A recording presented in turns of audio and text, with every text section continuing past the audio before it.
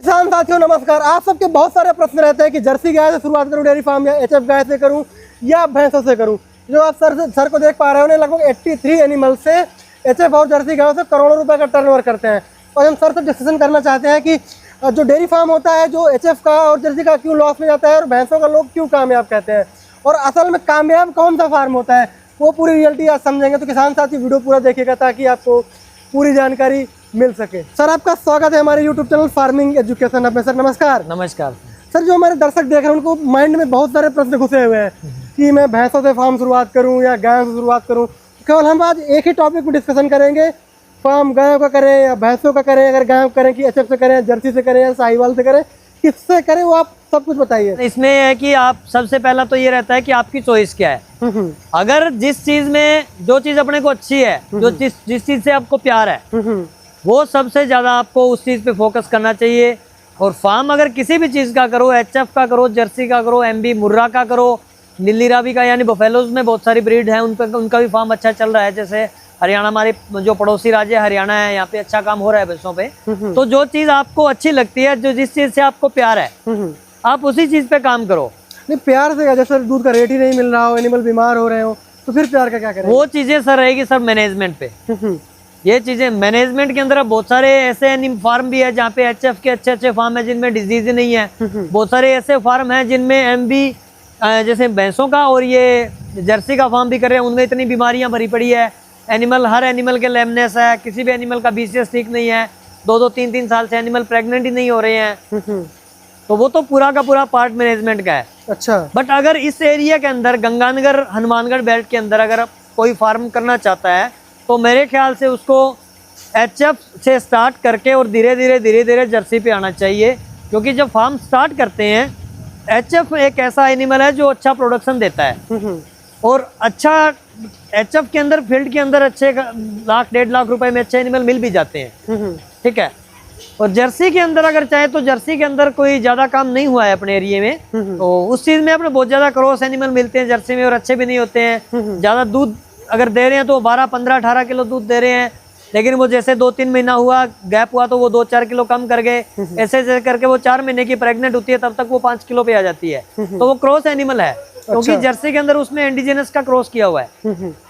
तो उस टाइम आपको स्टार्टिंग एचएफ से करो, उसके बाद में धीरे धीरे जर्सी पे शिफ्ट हो गए तो मेरे ख्याल से अच्छा रहेगा।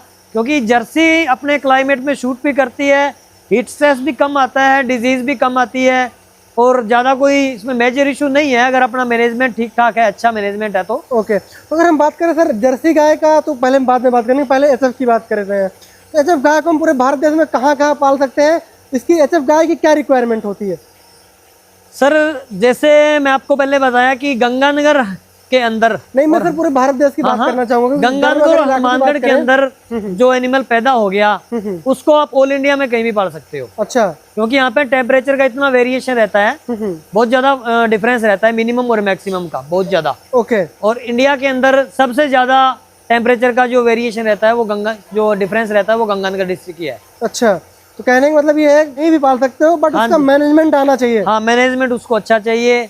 उसके लिए कुछ अगर बाहर का क्लाइमेट उसके लिए सूटेबल नहीं है, तो कम से कम अंदर का जो अपने शेड का जो अंदर का पार्ट है या बाहर का पार्ट है, उसके लिए प्रॉपर फोगर, और उसके लिए स्प्रिंकलर गर्मी के अंदर, और ओपन एरिया, नीचे से कच्चा और सूखा, ओके, इस टाइप का एरिया हो तो ठीक है, एनिमल कंफर्ट जोन में है। कंफर्ट जोन में है। तो सर एचएफ गाय की रिक्वायरमेंट क्या होती है? एचएफ गाय को क्या क्या आरामदायक होना चाहिए, कैसे, थोड़ा सा वो बताइए मोटा मोटा। एचएफ गाय के लिए सर एक तो मतलब खुली जगह चाहिए उसको, और छायादार जगह होनी चाहिए जहाँ पे पीने का पानी हो प्रॉपर उसको मिलता रहे। और एक उसके लिए ओपन फीडिंग का पैडॉक हो, यानी कि एनिमल पूरे दिन में जब उसको मर्जी पानी पिए, जब मर्जी वो खाए और जब मर्जी बैठे। अच्छा। तो एक तो ये जो खुला एरिया होना चाहिए, उसके अलावा नीचे से कच्चा एरिया होना चाहिए फीडिंग एरिया के अलावा। अच्छा। क्योंकि फीडिंग एरिया के अंदर, फीडिंग एरिया के अंदर जो एनिमल खड़ता है तो उस टाइम फीडिंग करता है, तो उस टाइम वो पक्के फर्श पे हो। उसके अलावा पूरा का पूरा कच्चा पैडॉक हो, जिसका प्रॉपर 5-7-6-7 दिन से उसका कल्टीवेशन हो, ताकि पूरा का पूरा बेड बना रहे और एनिमल कंफर्ट रहे। अच्छा, ठीक है जी। और जर्सी गाय की क्या रिक्वायरमेंट होती है? सेम रिक्वायरमेंट जर्सी गाय की रहती है, बट जर्सी में थोड़ा सा जो फीड का कॉस्ट है वो कम होता है, क्योंकि एक एचएफ अगर एक दिन में 50 किलो सामान खा रही है, तो अगर एज ए कंपेयर जर्सी, वही जर्सी अगर 25 से 30 किलो सामान खा के उतना प्रोडक्शन दे सकती है। अच्छा जी, तो जैसे आप जर्सी को कुछ ज़्यादा ही प्राथमिकता दे रहे हैं, तो उसका रीज़न क्या है? जर्सी क्या है, मैं एक तो डे वन से जर्सी वैसे ही पसंद है, क्योंकि ये दिखने में बहुत सुंदर है। एचएफ भी सुंदर है, बट जर्सी उससे ज़्यादा सुंदर लगती है देखने में। अच्छा, और एक क्या है, इसमें डिजीज वगैरह नहीं आती ज़्यादा। ओके, और उसके अलावा क्या है, हमारे एरिया के अंदर मैं पिछले 10 सालों से 12 सालों से इस प्रोफेशन में काम कर रहा हूँ, तो देख रहा हूँ कि बहुत ज़्यादा जर्सी पे काम नहीं हुआ है। तो जिस चीज़ पे काम अगर नहीं हुआ है, तो क्यों ना अपने इस लाइन में पहल करें और इस चीज़ पे काम करें, ताकि आने वाले टाइम में 5 साल 10 साल 15 सालों में आसपास के जो फार्मर्स हैं या जो नए फार्म करना चाहते हैं, उनको एक एक 2 3 एनिमल करके अच्छा जेनेटिक्स उनको प्रोवाइड करवा सकें। अच्छा सर, एचएफ गायों के फार्म फेल क्यों हो जाते हैं? जैसे नए फार्म खुलते हैं और बंद हो जाते हैं।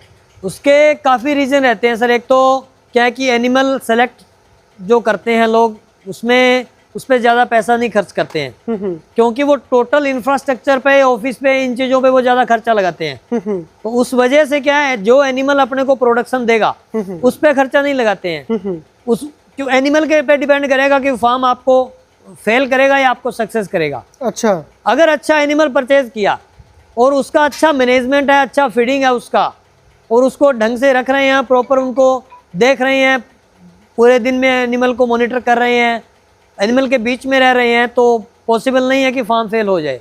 और क्या कारण लगता है आपको डेयरी फार्म फेल और पास होने में? उसके अलावा एक ये रहता है कि जैसे फील्ड से या कहीं से कोई एनिमल अपन परचेज करते हैं, तो उसका अपने को कोई बायोडाटा नहीं रहता है उस एनिमल में क्या क्या प्रॉब्लम्स आई है। बहुत सारे एनिमल है जो काविंग के टाइम में 30 किलो दूध देते हैं, लेकिन वो 30 किलो को मेंटेन कब तक रखते हैं। अच्छा, नहीं, अकेला मैनेजमेंट नहीं, इसमें जेनेटिक्स का भी रोल रहता है। तो कुछ एक एनिमल के अंदर क्रॉस ब्रीड है, तो वो क्या है, कुछ एनिमल F3 के अंदर आ गए क्रॉस से, तो क्रॉस ब्रीड का अगर थर्ड क्रॉस होगा, उसके अंदर एनिमल प्रोडक्शन कम करने लगते हैं। वो धीरे धीरे जब तक 4-5 महीने के प्रेग्नेंट होते हैं, तब तक वो ड्राई के नजदीक पहुंच जाते हैं।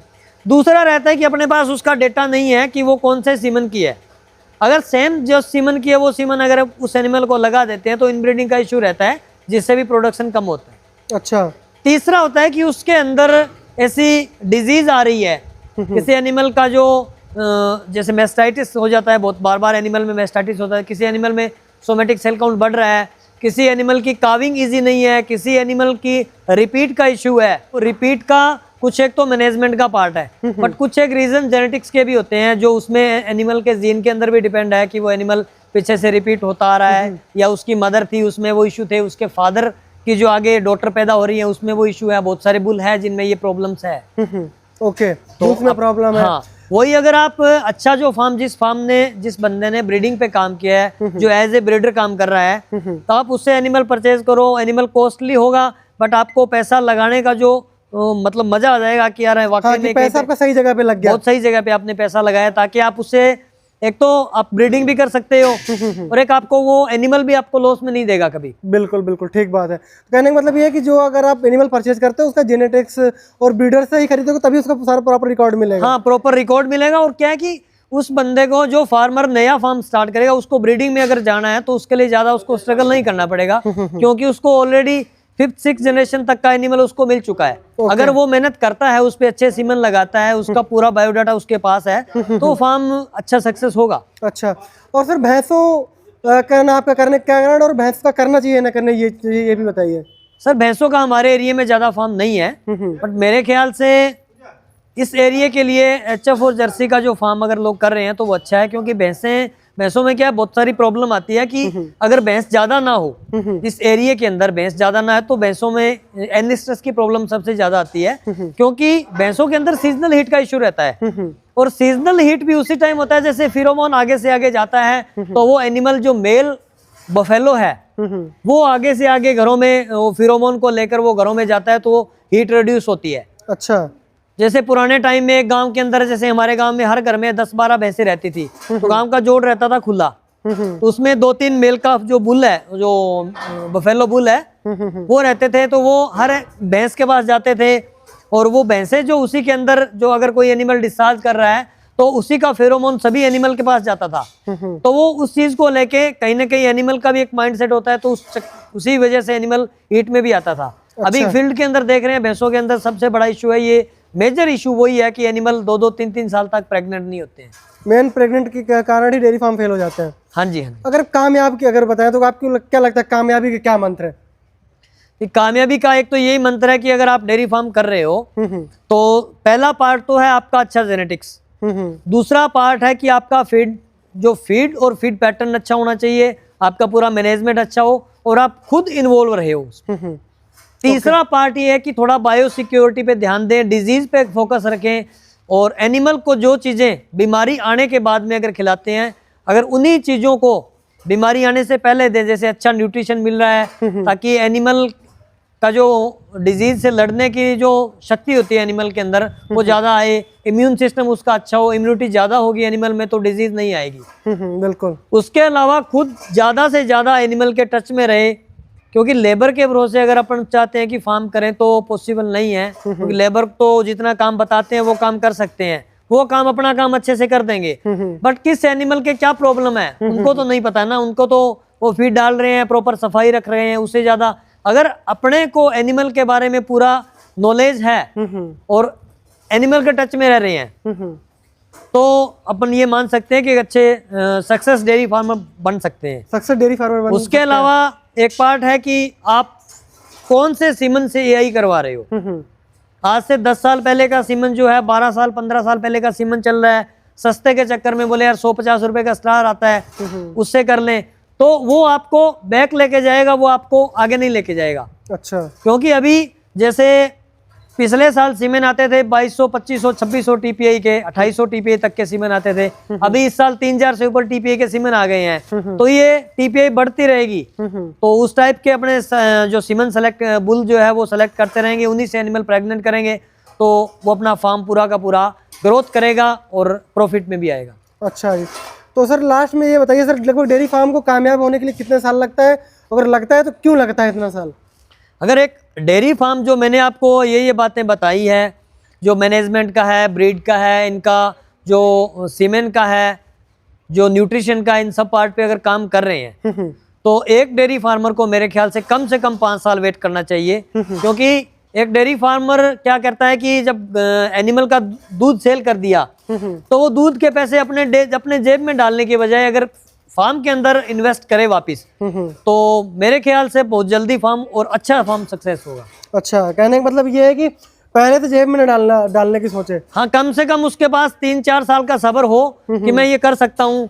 हर तरीके के लॉस आते हैं, अब एनिमल का है तो अब किसी भरोसा तो किसी चीज का नहीं है, तो एनिमल है तो इस पे तो वैसे भी नहीं कर सकते कौन सा एनिमल कब क्या हो जाए, कब क्या दिक्कत हो जाए। बिल्कुल। तो उसके थोड़ा सब्र करना पड़ेगा, 3-4 साल तक वेट करना पड़ेगा। जिस दिन आपके फार्म के अंदर टोटल जो मिल्किंग एनिमल है उनकी एवरेज 25-28 किलो से ऊपर अगर आ रही है उस दिन आपका फार्म प्रॉफिटेबल होगा और आपका अच्छा जेनेटिक्स भी तैयार हो गया है। उसके बाद में आप फार्म से जो कुछ प्रॉफिट है वो आप ले सकते हो। बिल्कुल सर, बहुत बहुत धन्यवाद जो सर आपने समय निकाल करके वैज्ञानिक विधि से कैसे डेयरी फार्म कामयाब और फेल होते हैं वो आपने बताया। बहुत बहुत शुक्रिया।